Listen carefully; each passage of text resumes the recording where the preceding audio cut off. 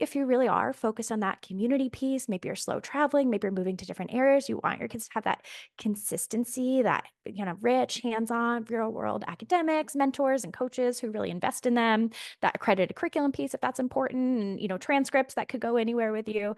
And, also, but still that flexibility that comes with a 50-50 sync async split, Prisma could be a fit for you. Hey, a quick intro in case you're new to my channel. I'm Liz Quain and I'm a world schooling coach. In addition to posting lots of conversations on my channel about family travel, world schooling, and alternative education, I also run a 12-week course on how to world school and travel extensively as a family 3 times a year, where parents gain more knowledge, confidence, and ease about this wonderful but sometimes challenging lifestyle. My course participants are far less likely to make costly newbie mistakes once they launch, and they're far more likely to thrive during their amazing adventures as they travel the world and use the world as their kids' classroom. For more info, check out the end of this video as well as the website link in the description. Hey, hi everyone. How is everyone today? I'm really excited to have a really special guest today. We have Kristen Shroff. She's the CEO of Prisma, which is an innovative online global school that offers a flexible, very important for world schoolers, education solution for world schoolers and lots of other kids around the world. And I truly believe that a school like Prisma, and especially the way they do it, I think it'll get the kids ready for the future much better than the traditional school system, which I think is really antiquated. I'm not sure if you guys agree. Type in the chat if you agree or disagree. I'm happy to debate you on this. So if you don't know already, I'm not a fan of the traditional education system. I think world schooling is an awesome alternative, and there's many ways to do so. I have a video on the top 6 ways to world school that you can get at my website, trailblazingfamilies.com. So it's about an hour long, and it talks about the 6 most popular ways. So check it out, because not every way is good for each kid. It depends on the kid and the family and your goals and the way you travel and all of that.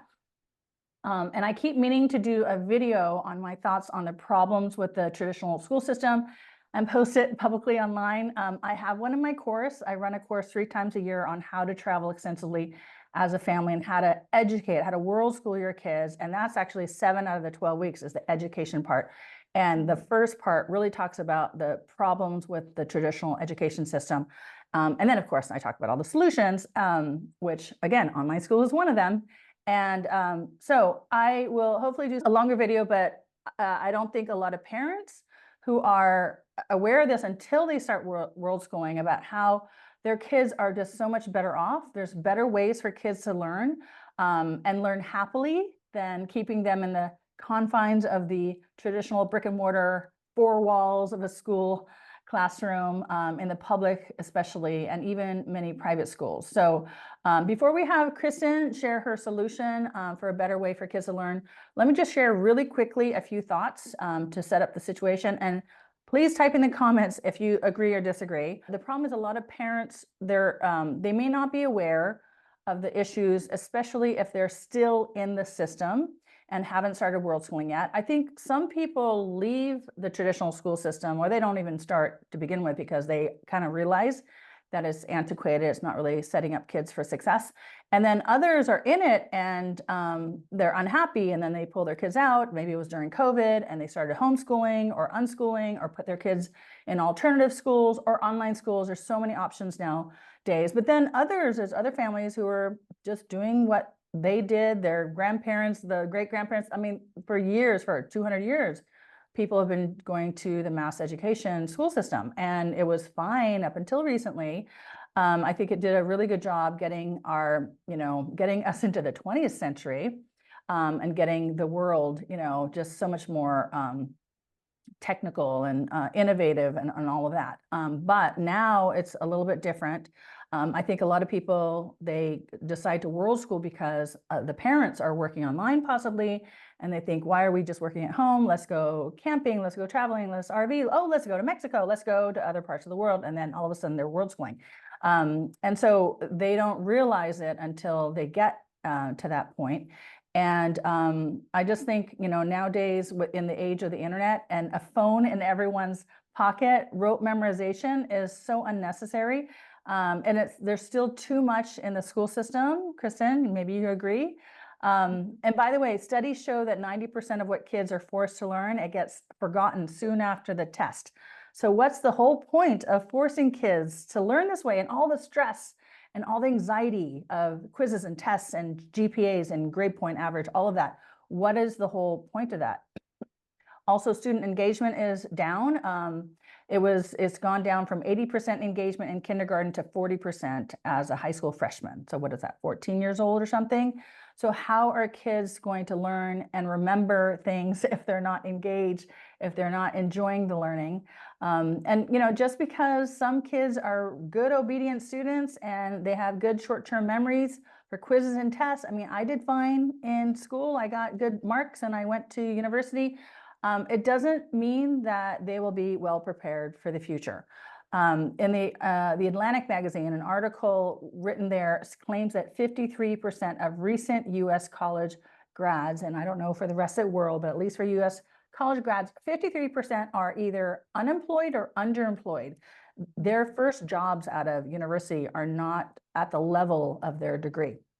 So I partly blame the outdated school curriculum that has not been updated in about 50 years. I mean, a lot of the stuff the kids are learning nowadays is what we learned and what our parents learned.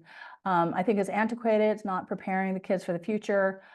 Again, with the internet and the possibility to have kids personalize their learning, I don't think there's a need to have all the kids learn the exact same thing, the Common Core curriculum, not necessary in today's age. And the old way is just antiquated. It's not equipping kids for the real world and the rapidly changing future that awaits them. And I think that world schoolers are out there in the real world and they're learning things all the time, just traveling around the world. I mean, not even doing anything academic. They're learning so much that will prepare them and give them critical thinking skills and problem solving skills. So yes, 21st century skills is what we need. Critical thinking skills, creativity, communication, and collaboration, the 4 C's. Those are important skills, not so much knowledge, but skills that kids and adults, we need to have to succeed in today's world. I think it's also good for our kids and us, if we can, to find our ikigai. It's a Japanese term for finding your purpose in life. And basically, it's finding what you're passionate about, what you're skilled at, what the world needs, and what you can get paid for. So those 4 things, if you can get that sweet spot, then that is going to set you up really well. And I don't think the school system really helps kids with that. And yeah, so we have AI now. That's not going away. It's just getting more and more sophisticated. So not only are robots replacing the factory jobs, AI is going to be replacing a lot of office jobs, many corporate jobs. So I think as parents, we need to think about what kind of education do our kids need to be prepared and thrive in the 21st century, knowing all of these changes are going on in the world, and to maybe start a business. The school system doesn't teach that because they're set up to train people to be office corporate workers, right? And, start their own projects, solve problems, create things, invent things, work on teams to better the planet and find solutions for our many problems. And unfortunately, I think the school system doesn't help in that way. I'm a big fan of project-based learning, and I'm really glad that Prisma embraces that. I think it's a great way for kids to learn these skills, these 21st century skills that I've mentioned. Also allowing kids to have more choice in what they learn is another way. Like I said, they don't all have to learn the same things. And I just think giving kids an education tailored to their interests, abilities, and their goals is, for the future is really key. So I've worked in the ed tech space, so I have that in common with Kristen, and I helped launch and run an online school for a few years. And prior to that, I launched and ran an indoor children's play cafe that had a play-based preschool. I helped co-host a homeschooling summit, and we interviewed tons of alternative education leaders. So I've learned a lot from that. And since then, I have been keeping my tabs on all the innovative programs that follow these educational philosophies that I'm a fan of. And I just think that government-funded schools are super slow to change, unfortunately. So we do need to look at innovative organizations like Prisma, who are really essential in driving the needed change, the innovative things, because again, the government school system is super slow. There's the teachers unions. And I mean, I really have mixed feelings about it because, there's a lot of kids and families who cannot afford a tuition for a private online school or in-person school. But these are the organizations that are driving change, and then hopefully the government schools will catch up one of these days. But if you don't have patience for that, consider a school like Prisma. They are one of the bright ones to look at. They are for 4th to 12th graders, so 9 to 18-year-olds from all over the world, English speaking, who want a better future. So we have Kristen here. We're super lucky to have the CEO of Prisma to come and talk about how Prisma can help. And just a little backstory, I did interview Emily Vino, I mispronounced her name in the video before, in February of 2023, who kind of introduced us to Prisma. She's the head of learning innovation. And since then, I guess it's been, a year and a half, Prisma's expanded and grown in popularity with many world-schooling expat and local families. I'm out there in the world. I have been for most of the last 8 years, and I meet people in person, parents in person whose kids attend Prisma. And then obviously I'm online friends with a lot of people who do various things. I've interviewed a whole bunch of different education solutions. So I've heard really good things about Prisma. A handful of members of my Facebook group who watched that interview with Emily signed up, and they're loving it. They've been with them, I guess, for the last year or so. So I'm really glad to hear that Prisma is growing. And the good news for us world schoolers is that students can finally do Prisma for anywhere in the world, because Prisma now has cohorts with time zones suitable for Europe and Africa, the Americas, of course. I think that was the first one. And then now Australia and Asia. So we can hop around the world and still do Prisma. And I think that's really the beauty of the online programs, as they're really beneficial and accessible. I mean, online is so awesome for us parents to be able to work online, but also for our kids to be able to learn online wherever we are in the world.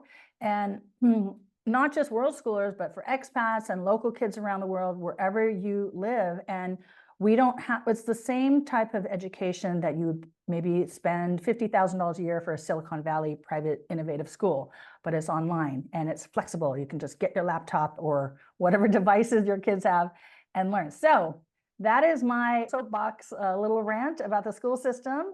And let's now hear from Kristen on all the updates, and let's chat about what makes Prisma sustainable. It's a long-term sustainable solution for world schooling and nomadic families. So thank you for listening to my little background, the research I have, my thoughts, and why I'm really passionate about innovative approaches to education. So Kristen, how are you today? Thank you for I'm doing amazingly. Thanks so much for having me on. And that was incredibly inspiring and just so aligned with everything that we do and believe at Prisma too. So excited to be here. Yay, thanks so much. And you're a mom as well, and you're Yes, I have 3 daughters. 3 daughters, and how old are they? 2, 4, and 6. So Awesome. little still. Yeah. Good. Well, they are getting to the age to attend Prisma in a bit. Yes, we're working on it, getting there. Super. And you're on the East Coast of the US right now, correct? That's right. Okay, cool. So one thing that I know a little bit about Prisma is that you say that the next generation deserves a better kind of school, Right. And that you've redesigned school for the world of tomorrow. So I love that. So please tell us a bit about why you and the founders started Prisma, and share a bit about your beliefs and goals about learning. Yeah, of course. So I guess I'll take you back to the beginning. We have 2 absolutely incredible founders, Victoria Ransom and Lance Chouard. They are a married couple, and they started a tech company, which they then sold to Google, worked at Google for a couple years. They have 3 kids themselves. And as their kids started to get to school age, they were like, oh, wow, this is really going to kind of change our lifestyle a little bit. Victoria's from New Zealand. Alan is from Switzerland. They've been traveling around a lot, based in the Bay Area, but doing some world schooling as well. And they said, oh, wow, I mean, this is really going to limit us a little bit. So let's dive in, start looking at schools. We want something that's innovative and project-based, and that's really going to prepare our kids with the skills that they need to thrive in the future, the skills that they needed to start and sell a company and be successful as entrepreneurs. And they get out there and they couldn't find it at all. I mean, probably everybody listening to this is not surprised to hear that, they go into some of these schools, some really expensive private schools in the Bay Area, and they see kids just memorizing facts for tests to regurgitate information. They see a lot of stress. They see a lot of issues with mental health. And they're like, oh, wow, the school system really has not evolved over the past 100 years. They really wanted this innovative project-based approach, and they wanted choice and not standardized test driven. They wanted that flexibility. They wanted, really believe in accessibility, that every kid deserves a cutting edge education. And really that, education should be based on the most recent research, even though schools haven't kept up. There is really great educational research out there. So like, why, what's the mismatch here? So they thought about homeschooling, and they're like, we would love to do homeschooling, but we're not educators ourselves. We really want an expert educator. So they just couldn't find this, right? This innovative, flexible, accessible, research-driven educator, piece. And so they set out to build it. I was fortunate enough to meet them back in 2020. I'd been a teacher, a dean, a principal. I did a fellowship program where I spent a year traveling the United States studying different innovative school models. So every month we'd go to a different location and get to, check out all the innovative schools, talk to the founders, look at the curriculum, talk to the learners. And then I founded a charter school in New York City. So right as the pandemic was starting, my husband and I had just had our second daughter. We were moving back to Charlotte, North Carolina, which is where we're from New York. And I applied to work at Prisma as one of the founding curriculum designers, and ended up getting started along with Emily and Victoria and Alan. And so we started in Prisma in June of 2020. And we had two goals then, which are still our same two goals today. One is we just really want kids to love learning, that spark, that natural curiosity, that natural excitement about learning, about figuring things out, about solving problems. You see that starts to dim around third, fourth grade. And maybe it's the beginning of standardized testing in schools. Maybe it's just kind of starting to be a tween or a teenager, but definitely the part of Prisma that we're all the most proud of is that Prisma kids love to learn. That excitement for them is not dimmed. Starting in fourth grade all the way through 12th grade, our learners just absolutely love learning. And two, we really wanted to set out to prepare kids to thrive in the future, not just to memorize random facts. So we, developed a framework. We have 4 Prisma powers that we really focus on. So this idea of applied curiosity, how can you teach yourself anything and really, get a lot of choice in what you learn. Innovator's mindset, that deepest learning that comes from making and doing and creating things and iterating, and not just, turning in a worksheet and then crumpling it up in your backpack. Third, communication and collaboration, the ability to really work with anyone to solve problems together, to work with people from all different cultures and all over the world. And finally, initiative and follow through. So the ability to, create your own schedule, to be flexible, to know yourself, and to, set up structures for yourself to take a big goal and break it down into smaller pieces and set yourself up to be able to accomplish it. So those are the things that we focus on at Prisma. Of course, it's a fully comprehensive program. Learners, learn everything that they would be, meant to learn in the traditional school system, but we do it in this innovative project-based way that really honors that love of learning and those skills that you need to thrive in the future. That sounds amazing. And another statistic that I heard of is 65% of our kids' jobs have not been invented yet. Yeah. So think about 10, 20 years ago, who would have thunk, that we would have social media managers or AI engineers or, solar panel technicians. There's just so many new things happening, not just tech things, but just lifestyle in general, and our demographics are changing. So, who is going to be the person in 20 years from now who's going to be able to jump on the new thing and figure it out and learn it quickly without having to wait for a teacher to teach them, right? Because when you're trained, I mean, as from babies till we get into the traditional school system, we are learning organically, and we're curious and love learning and exploring and figuring things out. Of course, we have people to help us, but then that school system, just sucks that out of you. I keep telling people to watch Sir Ken Robinson's TED Talk, the most watched TED Talk ever. Do schools kill creativity? And I think also curiosity. So this helps keep that curiosity and love of learning and ability to figure things out alive in kids, which should be what we want, instead of waiting for someone to teach them. So awesome. So we're talking about project-based learning, interdisciplinary learning. These are buzzwords that we've been hearing in the education field. These approaches have been research backed for years, for decades, even though the school system doesn't use it, but innovative programs like Prisma are using it. So if you could just tell us a little bit more about how Prisma weaves all the project-based learning and the interdisciplinary themes into a week or day or whatever in a life, how your curriculum works. Yeah, of course. So when we set out to design Prisma's curriculum, we actually really started doing a deep dive into all the research, all that cutting edge learning science coming out of Harvard and MIT and Stanford. And all of that research says, which we know inherently as parents and as educators, that deepest learning, it comes from making and doing. That learning should be really relevant in the real world. You shouldn't have to ask, why do I need to know this? Which I would guess is probably the commonly most asked question in school or at home as you're working on homework. And three, that learning should not be siloed in traditional academic subjects. How likely is it that your child is going to become a social studies expert? Maybe they will, and that's great. But really, in the real world, you need to incorporate all these different subjects in a real world way. And we also thought about our values. We wanted learning to be choice-based and relevant and give kids opportunities to lean into their strengths, really grounded, and like I mentioned, those skills that you need for the future. But we also wanted the Prisma curriculum to be comprehensive, so as not to close any doors. There are programs out there where it's like, yeah, you want to be a coder, just do coding. But sometimes you don't know what you love until you've been exposed to it, especially when you're younger. So we wanted, both of those things, choice-based and relevant, but also comprehensive. We wanted learning to be personalized. So, that Bloom's 2 Sigma problem, that learners that have this personalized education from a mentor, perform 2 standard deviations above the mean. We really wanted that personalized learning piece that's aligned to your strengths and your interests and your unique abilities and skill set. But we also wanted it to be grounded in authentic community, right? So often personalized learning, just one-on-one with a tutor is great, but what about other learners? What about all that you can learn from having a debate or a discussion? So we wanted both of those things too, that, personalization, but also community. And we wanted learning to be both hard and challenging. And, project-based learning can sometimes get a bad rep for being a little fluffy. We wanted, that rigorous, deep project-based learning and also fun and engaging and interesting. So, a lot of these things sound really mutually exclusive. When we first started, we're like, whoa, okay, how are we going to do this? How are we going to, do personalization and community? How are we going to do choice-based and comprehensive? How are we going to do hard and fun? But really kind of where we landed is that we accomplish this through projects and also through interdisciplinary themes. And Prisma is about 50% synchronous, live on Zoom in classes with other learners where you're debating, discussing, doing simulations, doing escape rooms, doing design thinking challenges related to a theme. And then 50% asynchronous where you're working on your personalized project that's aligned to your interests, to your strengths, getting individualized feedback on that. So kind of practically how that works is at our middle school every 6 weeks and at our high school every 12 weeks, we have a different theme.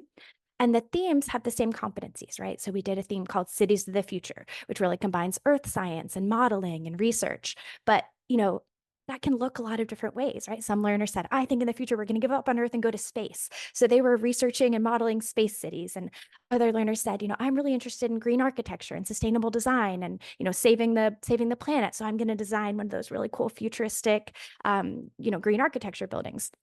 Other learners said, I'm worried about natural disasters in my local community. So I'm going to build a disaster resilient structure in Minecraft that will keep my family safe. Other learners said, I have a message that I want to share for the future. So I'm going to do an art project that projects that message for my community. So, you can still learn all these same skills, all that earth science, that modeling, that research, but learners can have choice over, the areas that they specialize in within that, and then also how they show what they're learning. Okay, awesome. Thank you for the examples. I was going to ask you some of the examples. This looks. Can you explain a little bit more about what the Bloom's 2 Sigma is? I'm Yeah, so familiar with it. Yeah, sure. So Bloom's 2 Sigma problem is one of the many research models that our curriculum is based on. And that's that idea that when you have personalized learning one-on-one with a tutor or an expert educator, learners that get that one-on-one individualized attention perform more than 2 standard deviations above the mean compared to learners that are just in a traditional classroom environment.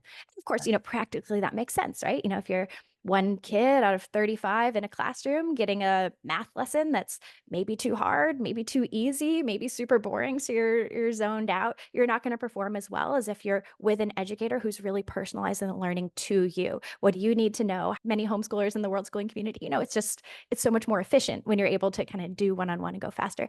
And we see those same results at Prisma. We see that our learners, grow 206% of their expected growth in math and 176% of their expected growth in reading on the NWEA MAP assessments each year.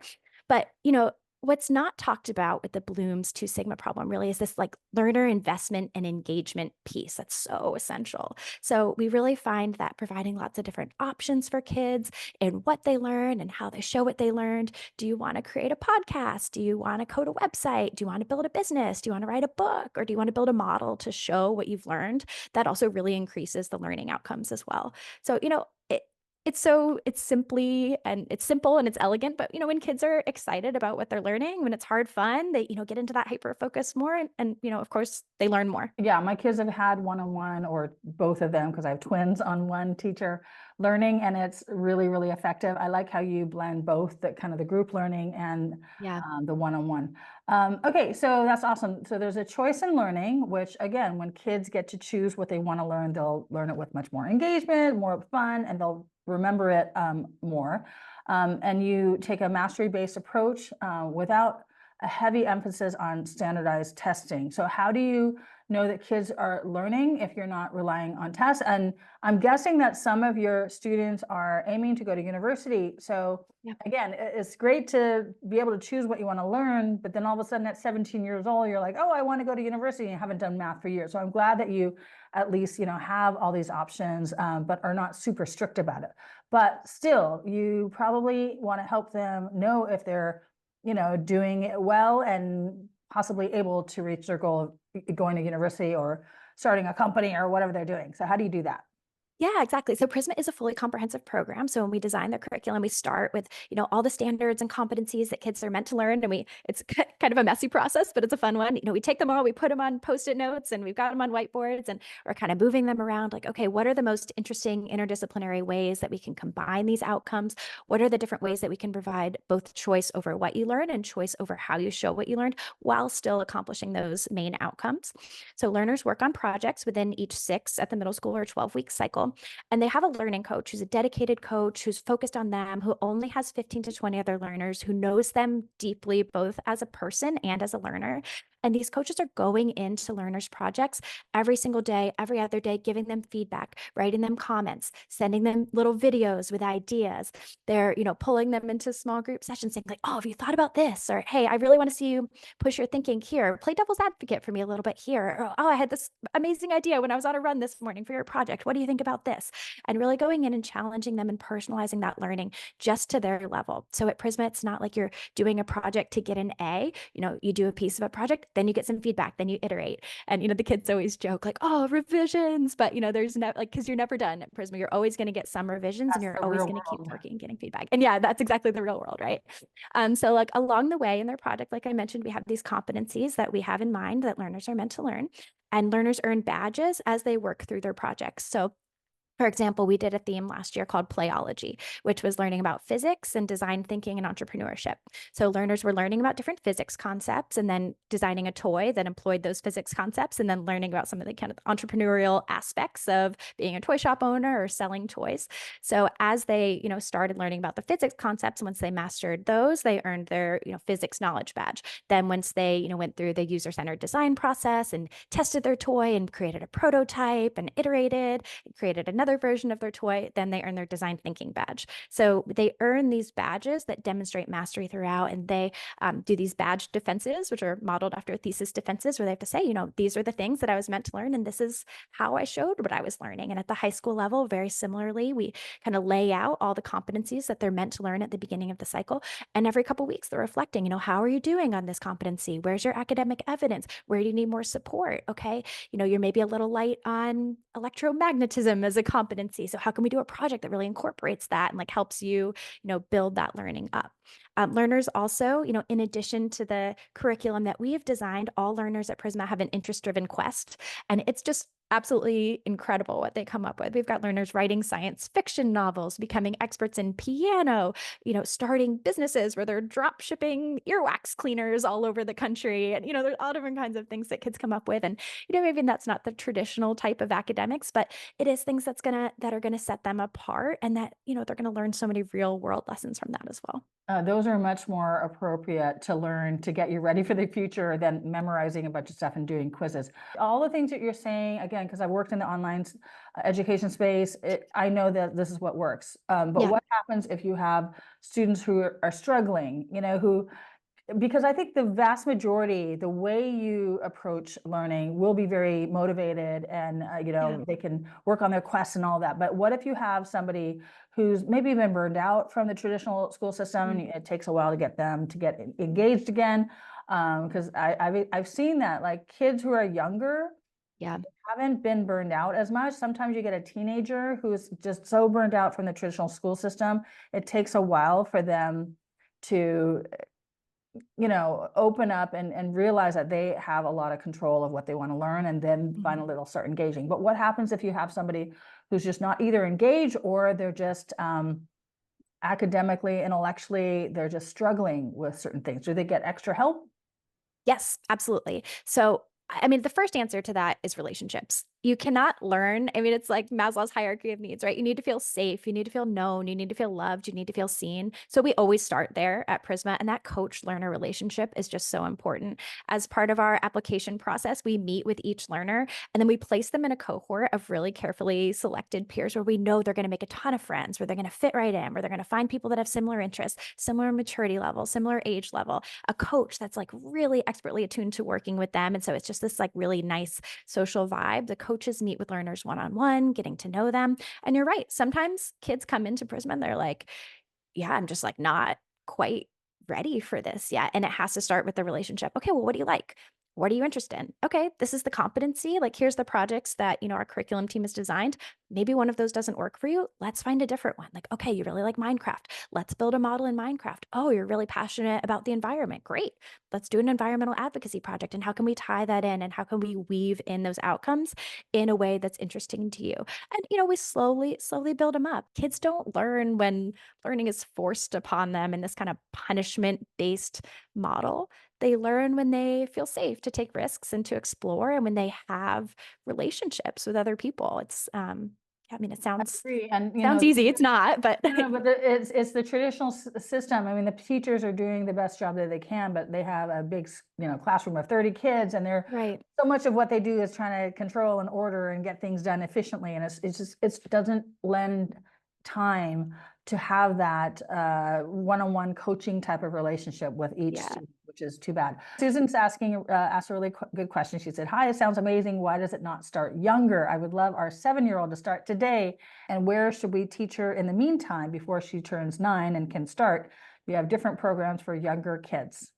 Sure, that's a great question. And the reason that we start in fourth grade is because there is a transition in fourth grade from learning to read to reading to learn. So we don't offer any explicit phonics instruction at Prisma.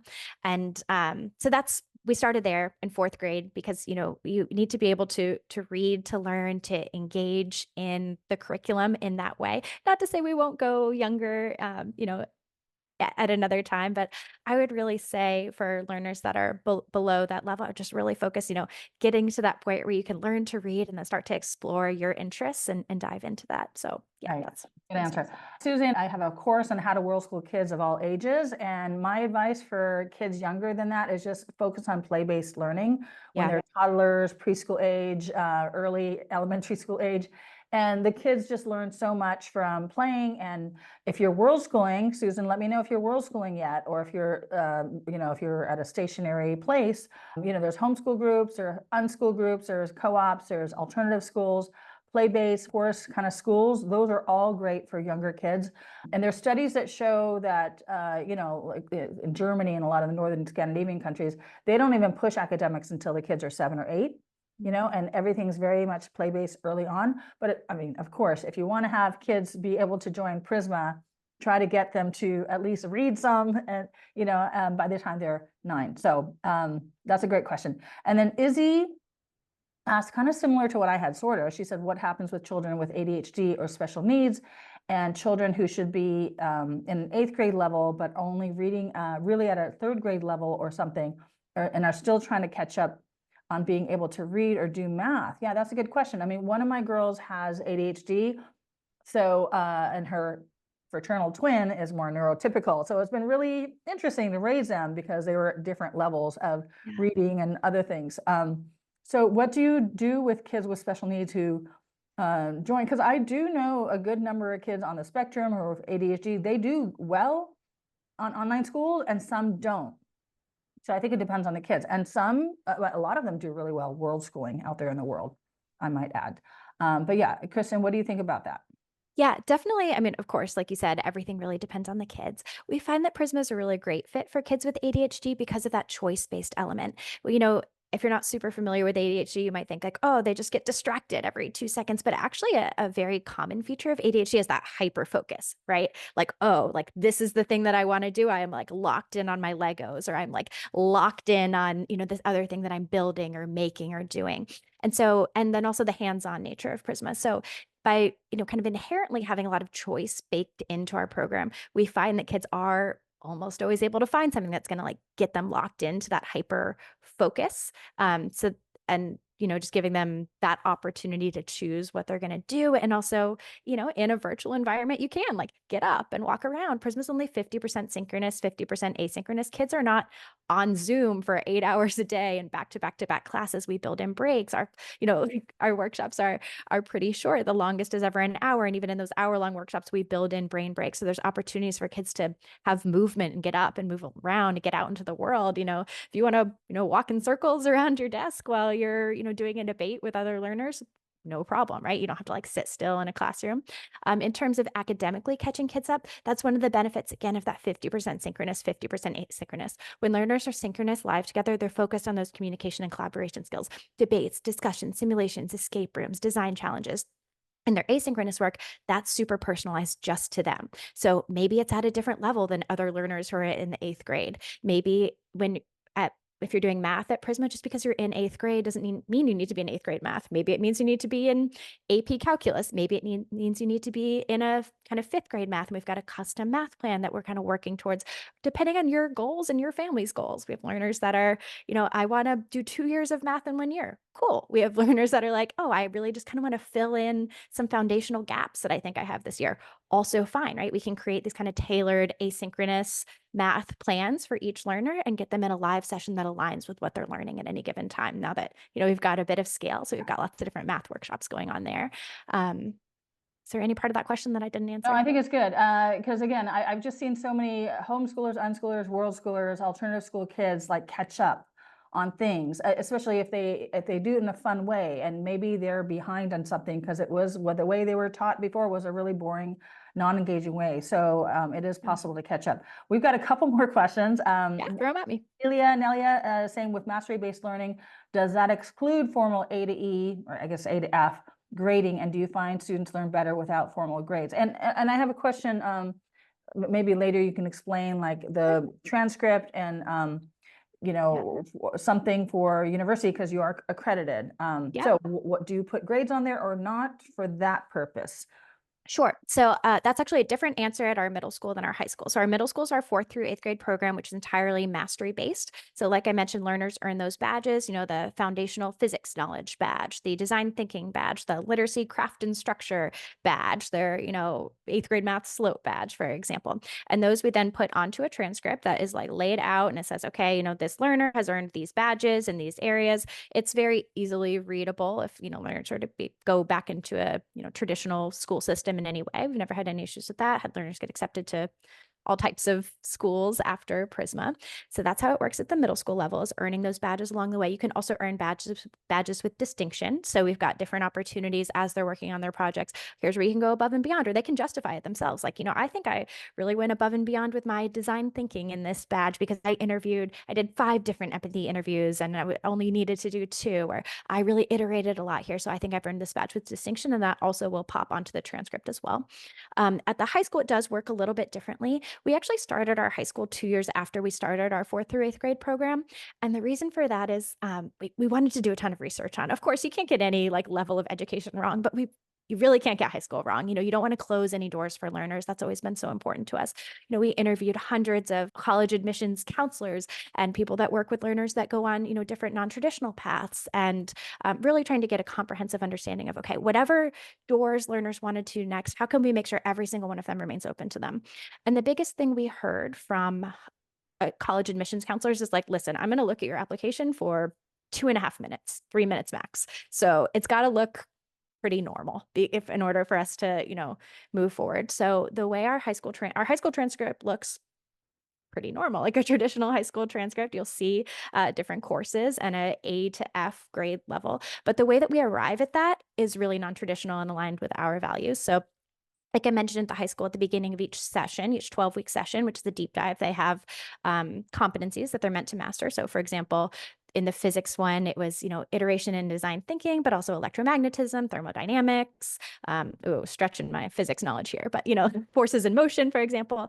And, in the projects they're working through and they're building these concepts. And then every couple of weeks they're checking in. How are you doing on this? Where's your academic evidence? And they're kind of building this, scoring themselves 1 through 4. And the coaches are seeing that, 4 is an A, 3 is a B, and so on. So learners are kind of scoring themselves throughout. And then by the end of the 12-week session, they sort of landed together on where the learners have demonstrated that competency. We average it, and that's their score. Learners also can earn pins as they're working through their projects at the high school. And if you earn 5 pins, which are, opportunities to go above and beyond or self-justified ones, like the same as the middle school, then you've then taken the course with honors. So for example, you don't have to say like, oh, I want to take environmental science with honors from the beginning and you get a different course. You can get into it and be like, oh, wow, I didn't know I was going to be so excited about this. Like now I really do want to take it with honors and I'm going to do these extra pins. So they can kind of decide throughout. We also have, different AP options, dual enrollment, et cetera. So the transcript ultimately looks pretty much like a traditional transcript, but it's a really learner driven process. Got it.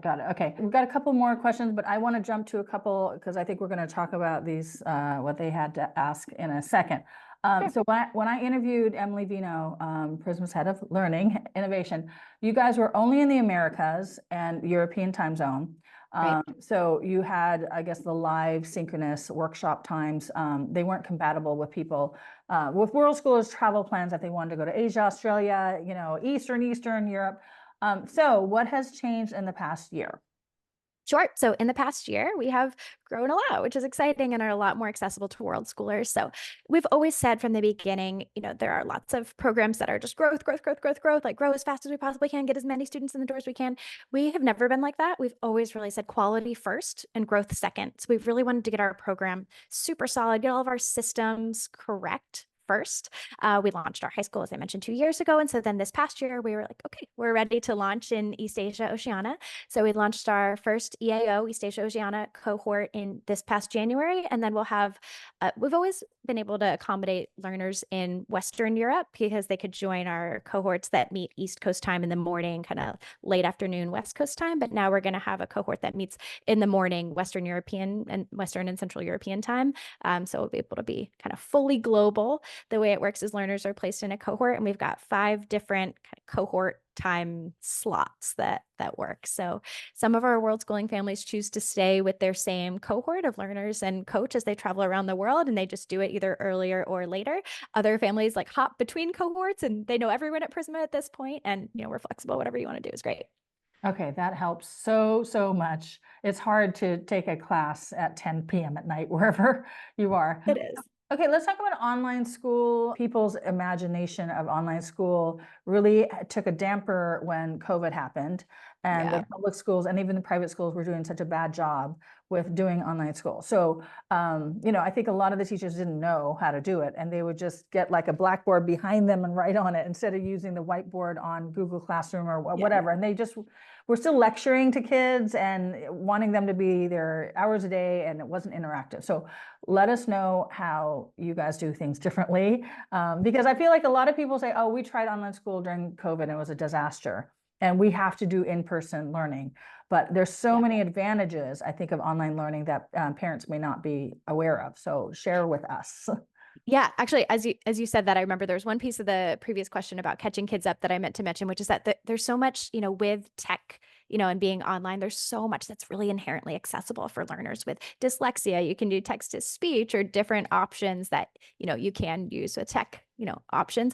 But yes, oh my gosh, the COVID question, that's the biggest one that we get from learners like, oh, is this going to be like Zoom school during COVID? And, the second families get into it, they're like, oh, this is nothing like that. I mean, we were designed to be virtual. And, Prisma is really different. Zoom school during COVID was often many hours per day online, just sitting in like an online social studies class where social studies teacher talked at you, then an online math class where your math teacher talked at you, and then you had homework after that. I'm not blaming anyone. That was a wild time for us all, but teachers were just thrown online too. Like they didn't know what to do. And so they're just delivering instruction without this intentional engagement built in. We've got a curriculum team that's got PhDs in project-based learning and online education, and they're over here like sweating, like trying to figure out, okay, what's the most engaging way to do this? How are we iterate? And, teachers just got thrown in one off, like figure out how to teach science online, best of luck. And, there really wasn't that ability for personalization for small groups because, again, learners are on Zoom all day, teachers are on Zoom all day. So where can you get that small group time, that one-on-one? And really, I think the biggest thing that just got dropped was the community piece. Schools are communities and kids do want to learn with other kids. And that just, it got lost with this like hyper focus on like, but we need to memorize the capitals of every country kind of situation. So Prisma is really different from that, designed intentionally to be virtual and engaging at the same time. Awesome, awesome. So Yam asked how Prisma supports children social emotional learning, and I, wanted to also ask you about the socialization concern for world schoolers because, especially adolescents, we're hopping around the world, and we meet people and we have fun, and sometimes we go to world school hubs and all of that, but then we say goodbye to them. So it's kind of hard to keep that consistent friendship. And I have to say, there are families that we've met in 4 or 5 different countries over the years. So we see them, a lot of them again, but it's hard to have consistent friendships. So how do you help with that? The world is rapidly changing. There's like big age differences, learning needs between kids in the cohorts. So every kid, how do you make sure that they're socializing well and getting exactly what they need academically and having social interactions with peers? How do you kind of blend all that? Yeah, great question. So part of that, as I mentioned before, is that we really intentionally match learners with a cohort. So it's not like, an online option where it's like sign up for this class and anyone who signs up for the class is in the class together. We meet with each learner and we say, okay, this is a great cohort for you. We know you're going to make a lot of friends here. This is a lot of learners who also love nature and love being outside. This is learners who love debate. This is learners who love gaming. And of course, kids are complex. People are complex. We're not trying to put anyone in a box here, but just trying to really kind of carefully curate these cohorts. And the kids, oftentimes they come, they're like, oh, I just love my cohort. Everybody's my best friend. Like I had no idea. Sometimes in traditional schools, it's like, oh, like, Kristen and Liz are friends. So we're going to put them in different classes. We're like, oh, Kristen and Liz are friends. Like, let's get them in the same cohort together with a bunch of other kids that we know they're going to be friends with. So we really intentionally match those cohorts so they have consistent community. Every single day, we've got 4 or 5 different options for enrichments and clubs and extracurricular opportunities and coding and songwriting and cooking and Prisma Parliament and the news club, the Prisma Creators Club. There's a horse lounge. I'm not really sure what happens in there, but it's very popular. We got a lot of horse kids at Prisma. I guess they just go in and talk about horses, but we've also got them on a chat platform where they can find different learners with different interests. So there's, Minecraft channels where they're setting up tournaments. There are, art channels where they're sharing their art. There's a meme channel where they like take funny screenshots of their coaches and like make it say funny. I mean, it's very polite. Our kids are lovely and wonderful, so it's never anything rude, but they're just kind of funny opportunities for learners to get to know other learners across the full Prisma community outside of their cohort too. Okay, so it's mostly on interest, shared interest, not on putting all the introverts together and all the extroverts together. No, it's that would be wild. All the introverts together would be pretty quiet. No, it's not based on introversion or extroversion, but definitely based on shared interests and kind of vibe. I don't know. That's not like a very specific term, but how are you going to match up with other learners? Okay, awesome. All right, let's talk about how the Prisma school works and how you're structured and how you allow for flexibility. Because not all world school families want the structure of school. Yeah. And, we're traveling, we want to immerse in the local culture. Sometimes we go to world school hubs. I am friends with a family who loved Prisma when they were stationary in Mexico during COVID.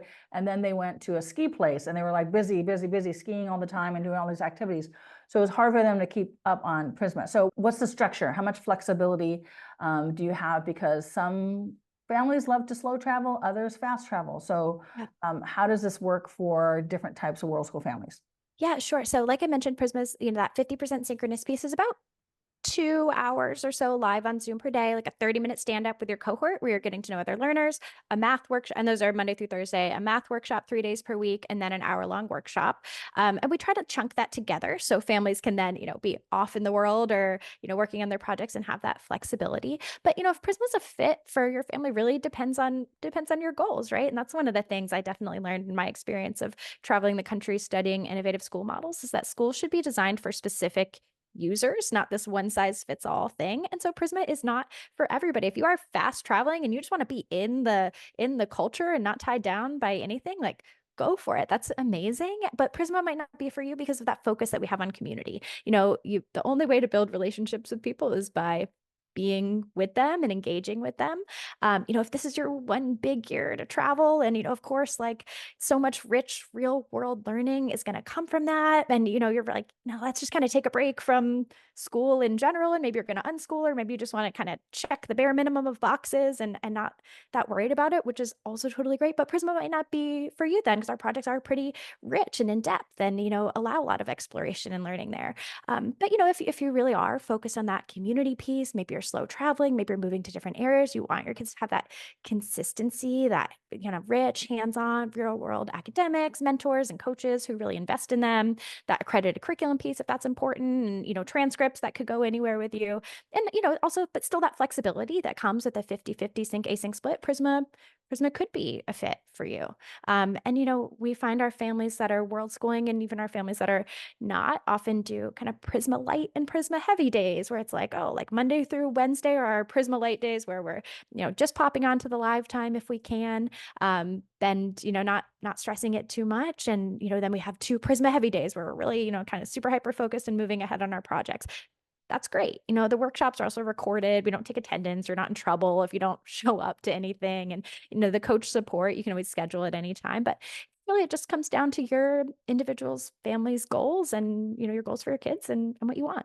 Yeah, great. I was going to ask if it was recorded, so if we miss it, we can catch up on it. Although it's kind of hard. I know it's like an interactive class, so it's kind of hard to do that. Yeah, it's not as exciting to watch a bunch of other kids debate a topic that you're not in, but you're welcome to. Yeah, I mean, maybe you could speed it up or something. Yeah, 2x. People reach out to me because, again, I have a course, and they want to world school for a year, do a family gap year, and they want to keep their kid on grade level, and they want to be able to seamlessly slip back into the traditional system. And again, I'm not a big fan of that. I mean, I show them how to do it, and you can tell by the way I explain it, I'm not really enthusiastic about it. I mean, I personally think that if families do Prisma for the year while they're traveling their gap year, they're probably not going to want to go back to the traditional system. That happens all the time. We have lots of families that are like, oh, we're just doing it for a year. And then 3 years later, they're still around, which is great. Okay. So you will accept them, right? To have them try it. Okay. Because again, I think that people just are not aware of the better ways to learn. And then once they put kids in Prisma or whatever innovative school out there, it's like, it's hard to go back to the dinosaur, antiquated kind of system, which is preparing kids for employment for corporations, and their jobs are going to be replaced by AI. It's like, it's such a bad decision. I mean, unless you're working in healthcare or certain, like in the trades, because we still not going to be replaced by AI, but there's so many other jobs that's the traditional route is preparing kids for, that's going to disappear. Let's talk about a typical day in a life. You have the different cohorts around the world. The kids wake up and they log on and they're doing their stand-up, right? And then 30-minute stand-up. Then they've got a math workshop, 40 minutes, 3 days per week. Again, based on their level. Just because you're in 8th grade doesn't need to be in 8th grade math. And then a live workshop. Monday and Tuesday are collab, which is collaborative problem solving. So it's, doing design thinking challenges together, really focused on communication and collaboration. Wednesday is a project workshop related to the project that you're working on in your cycle. And Thursday is a literacy workshop related to, along with each cycle, you also have a literacy project that you're working on. So, depending on the level, maybe you're, doing more foundational literacy, or maybe you're doing debates or book clubs or sharing your work in a literacy campfire. Okay. And it's 5 days a week or 4? 4, Monday through Thursday. Fridays are flex days. Awesome. Awesome. Okay. Let us know about the parent coach option, because you have the full option and then a parent coach option for people who kind of want to be more active and homeschool their kids a bit more. Yeah, the parent coach option is an amazing fit for families who are educators or experienced homeschoolers. And learners in our parent coach program get access to the full Prisma program. They're in every single live workshop. They're with a cohort, which is led by a Prisma coach. They get full access to the curriculum, the enrichments, the extracurricular opportunities. all of it. The only difference is that instead of having those one-on-one check-ins with a coach, that mentorship, that guidance, that, helping you with initiative and follow through and goal setting, and that one-on-one feedback. So a coach going into your work every single day, pushing you, challenging you at your level, and the assessment piece, like, okay, here's where you've earned your badge, here's where you haven't, here's where you earned your distinction, don't. The parent takes that on. And many of our parents are 100% qualified to do that. And they do very well with the parent coach program. Transparently, like the time of the coaches is the most expensive part of our model. So if you choose the parent coach option, we just pass those savings right along to you. That's awesome. I think a lot of homeschool parents who want something more above and beyond what they offer, this could be a nice combination partnership. And I personally, my kids would not want me to be their parent coach. They just don't listen. Families say that, oftentimes it's like, oh yeah, we do parent coach for 4th and 5th grade. Then it's like, oh, turns out now we want to add on the coach, and we're flexible with that too. You can start in the parent coach program and flip to the full program for a cycle and then back. And we have families that do the parent coach program really flexibly too, that maybe have a tutor that's traveling with them that teaches as a parent coach, or a group of kids that are in a world school hub together, for example, and all the families kind of go in with the tutor who's providing that feedback. So it can be lots of different creative ways. We've seen families. So your annual calendar, do you start with a Northern Hemisphere calendar? Yes, we do. We start at the end of August and go through early June. Okay, so starting up soon again. Families can hop around to different cohorts, right? Yep. So then grade 4 is the starting point for literacy and math, right? You need to be fluent in English and be able to read and do basic math, right? Yep, that's right. Okay, what else do you require? That is really it. Laptop, right? Can you do grade level? Just a laptop with a webcam is all you need to do Prisma. Chromebooks? Chromebooks are great. iPads we prefer because we use like the Google Suite. There's some kind of like tech tree. I mean, you could do it on an iPad, like here and there if you're on a quick trip and didn't bring a laptop, but you have a better experience if you use a laptop. Cool. Let's talk about tuition. Izzy's asking, and you have the full program and then the discounted one with the parent coach. Sure. So the full program middle school is $10,430 per year. The high school is about $1,000 more than that. And then the parent coach program is just under $5,000. So $4,875 per year. You can pay for the full year upfront and get a 5% discount. You can pay by session, fall, winter, and spring, or you can pay monthly as well. We're not like locking you in for the whole year. If you ever, try it and decide to leave, we just ask for 30 days notice, and then you would get a prorated refund. Got it. Yeah, I want to mention to people that the typical, and this is an old statistic, like the average American kid, I don't know the statistics for other kids, it costs about $15,000 a school year to educate them. And then, in New York City or other big cities, like it could be up to 60,000. So this is less than a public school. Unfortunately, the government taxes don't pay for it. Now, Arizona, and I think, I don't know other states, but Arizona does give homeschoolers some funds, I heard. Yes, we are on Class Wallet with the Arizona ESA, so we're a direct vendor with them. We do have families that use the Step Up Scholarship in Florida, as well as the Hope Scholarship in West Virginia, Utah Fits All as well. So there's a couple different states that have really great ESA programs. Okay, awesome. I know that the topic of school choice is very controversial and political and all of that. But because again, this has nothing to do with religion, because I think a lot of people think that certain people want school choice because they want their kids to go to religious schools and pay for that. For me, it's not that. I would like kids to be able to go to better schools and be able to use tax dollars that the society uses and we pay for with our property taxes, whatever.